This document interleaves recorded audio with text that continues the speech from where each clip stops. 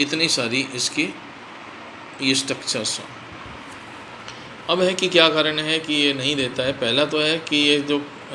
Carbon द्विबंध, single carbon और halogen के बीच में है, कार्बन और हैलोजन के बीच में द्विबंध का गुण आ जाता है।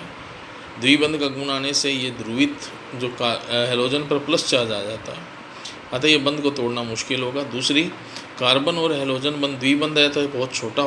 होगा तो इसको तोड़ना भी मुश्किल होगा। तीसरी बात है कि कार्बन है वो sp संकरित कार्बन होता है, ठीक है, sp2 संकरित कार्बन होता है, तो sp2 संकरण से इसमें ध्रुवीयता बढ़ जाती है और कार्बन की विद्युत ऋणता बहुत ज़्यादा बढ़ जाती है sp3 की तुलना में, अतः इसको तोड़ना भी मुश्किल होगा। तीसरा, यदि मान लें कि हैलोजन टूटेगा तो ये क्या करेगा, अपने बंध के दोनों इलेक्ट्रॉन विद्युत ऋणता के हिसाब से, हैलोजन की विद्युत ऋणता कार्बन से ज़्यादा होगी तो ये बंध के दोनों इलेक्ट्रॉन अपने साथ में ले जाएगा, तो पीछे बेंजीन का एरीनियम आयन बनेगा और साथ में हैलोजन बनेगा। एरीनियम आयन क्योंकि sp2 संकरित अवस्था में है और इस पर प्लस चार्ज आने के कारण ये अस्थायी होता है, इस कारण से उपरोक्त तीनों चारों कारणों के कारण एरिल हैलाइड SN अभिक्रिया बहुत कम देते हैं। परंतु अगर इसकी क्रियाविधि अर्थात नाभिक स्नेही प्रतिस्थापन अभिक्रियाएँ हमने बढ़ानी है तो बढ़ाने के लिए हम एल्किल हैलाइड की ऑर्थो और पैरा स्थिति पर ऐसे ग्रुप जोड़ दें जो इलेक्ट्रॉन विड्राइंग ग्रुप हो, अर्थात इलेक्ट्रॉन आकर्षी समूह हो, जैसे NO2 वगैरह है, तो एरिल हैलाइड की नाभिक स्नेही प्रतिस्थापन अभिक्रिया आसान हो जाती है। जैसे एक एग्जाम्पल इसमें दे रखा है, यदि हम एल्किल हैलाइड लेते हैं और इसकी क्रिया NOH क्षार के साथ में कराते हैं तो ये अल्कोहल बनाएगा जिसको हम कहते हैं फिनोल बनाएगा, लेकिन इसके लिए 623 केल्विन टेम्परेचर चाहिए और 300 एटमॉस्फेरिक प्रेशर चाहिए। परंतु इसकी ऑर्थो स्थिति पर यदि मैं नाइट्रो समूह जोड़ देता हूँ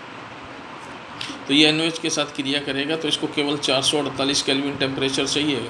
जबकि ऊपर यहाँ 623 टेम्परेचर और 300 एटमॉस्फेयर चाहिए था, और ये क्या बनेगा, ऑर्थो नाइट्रोफिनोल बना देगा। और दूसरा हम देखते हैं कि इसके ऑर्थो और पैरा स्थिति पर 2 नाइट्रो ग्रुप जोड़ देते हैं और NOH के साथ क्रिया कराते हैं तो यह केवल 368 केल्विन पर अभिक्रिया हो जाती है जलीय NOH के साथ क्रिया कराने पर, और ये फिनोल बनाएगा जिसमें ऑर्थो और पैरा स्थिति पर नाइट्रो होता है। तीसरा, यदि हम एक ऐसा समूह लेते हैं, हैलाइड लेते हैं जिसके ऑर्थो और पैरा स्थिति पर 3 नाइट्रो ग्रुप जुड़े हुए हैं, अर्थात 2, 4 और 6 ट्राई नाइट्रो ग्रुप जुड़े हुए हैं, इसकी जलीय NOH के साथ क्रिया कराते हैं तो ये केवल गर्म करने मात्र से, गर्म NOH